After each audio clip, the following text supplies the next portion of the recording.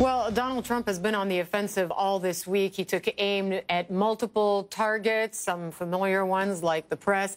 He's attacked Democrats, the media, his own party. And earlier this week, he also picked a fight with the country of Pakistan.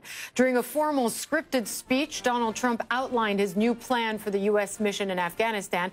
And he had harsh words for Pakistan, accusing the country of sheltering terrorists. We can no longer be silent about Pakistan's safe havens for terrorist organizations, the Taliban, and other groups that pose a threat to the region and beyond. Pakistan has much to gain from partnering with our effort in Afghanistan. It has much to lose by continuing to harbor criminals and terrorists. He also said, look, we pay the country billions and billions of dollars. They have to do more. Pakistan is hitting back in this war of words. One of the country's most prominent politicians is the opposition leader, Imran Khan. I spoke with him a short time ago. I began by asking him for his reaction to Donald Trump's tough talk. Well, Hala, it's something every Pakistani feels hurt, humiliated. It's a country that has that collaborated with the U.S. after 9/11, and by joining the U.S.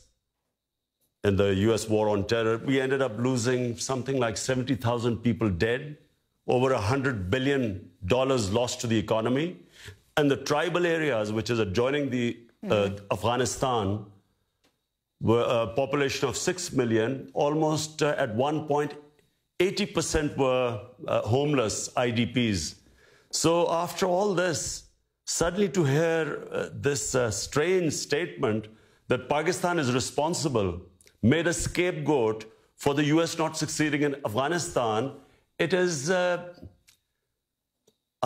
just have to say that it is deeply painful for all of us. So you don't acknowledge that Pakistan is turning a blind eye sometimes, the government itself? I spoke to Zalmay Khalilzad, the former American ambassador to Afghanistan. He said it's not true. The government knows where these extremist groups are. This is what he said, that essentially they're not just in these tribal zones, but in the big cities themselves, if you could listen. In fact, the leadership of the Taliban are in the city of Quetta. Other leaders are in places like Peshawar, big cities of Pakistan. Yes, of course, when they come across the border, they cross areas that are tribal. But the government of Pakistan knows where these people are. So you have former ambassadors like Khalilzad saying the government knows exactly where these people are and they're just turning a blind eye. So, number one, why does he not tell this to the Pakistani government or the military, which keeps asking them to tell them where these people are? Because they seem to know, Zalmay Khalilzad seems to know. Number two, Hala, is this plausible? That there were 150,000 NATO troops in Afghanistan, over 100,000 American troops, one of the mightiest military machine in the history of mankind. And the total number of insurgents going into Afghanistan, which Pakistan is being accused of harboring, the Haqqani group, that's the group, Haqqani network, which Pakistan is supposed to be protecting. What, they're 1,500, 2,000, maximum 3,000? Are we to believe that it's because of these 3,000 people, 150,000 of the best military might of the West could not win in Afghanistan? Is this plausible? I mean, who believes this joke? So what is there? In the end, is this what they've got? They blame Pakistan for not being able to succeed in Afghanistan? Well, Donald Trump has even said, has even implied in his speech that aid, that assistance, economic and military, to your country, Pakistan, could be at risk, he implied, unless the government of your country does more to tackle these extremists. In my opinion, Pakistan has been the biggest collateral damage in this Afghan adventure. It was ill thought out. There was no definite aims. They never tried a proper political solution in Afghanistan. There was bombings and killings. And to blame Pakistan at the end, who is the biggest sufferer of this war. Which country has lost 70,000 people going in to help the Americans in Afghanistan? And when they talk about loss to the economy, it's over $100 billion. I mean, the government has come up with the statistics. But you'd be okay with some of this U.S. aid being suspended if, in fact, Donald Trump goes down that road? You'd be okay with that? I would certainly recommend it to our government. I'm in the opposition. I would recommend that we could do without this aid. We are much better off staying out of Afghanistan. This aid has been very costly to us in terms of, as I said, not just the loss to the economy, but the number of Pakistanis killed, wounded, lost limbs in these bomb attacks.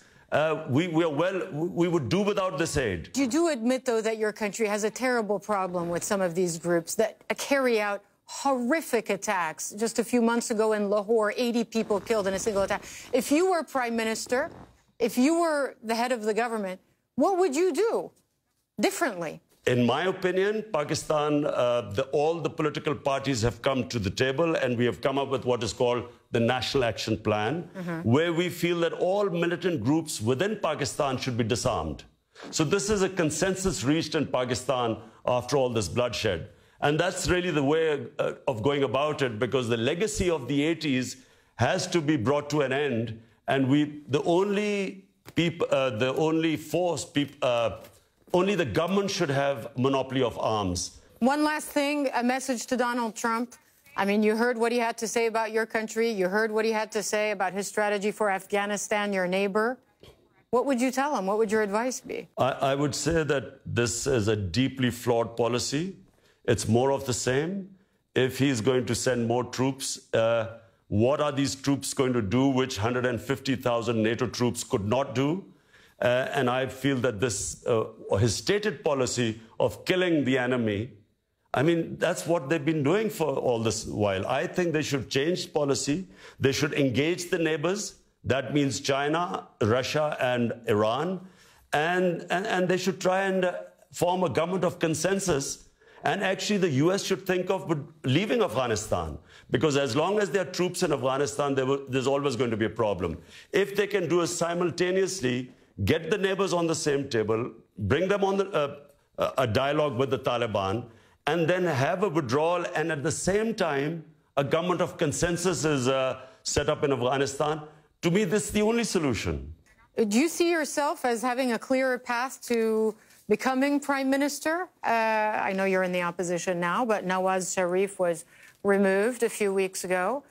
How do you see the next few months playing out for you in terms of that ambition? Well, I'm, a sportsman. My training is as a sportsman, so I'm always optimistic. I always think I'm going to win. And I do feel this time that this is our time, this coming election. Whenever it is, we think it'll be the end of this winter. And I think we have a very good chance of winning the elections. You see yourself as Prime Minister of Pakistan? Well, if we win the elections, hopefully. Imran Khan there speaking to me earlier with reaction to Donald Trump and also his hopes, his political ambitions over the next several months. Now,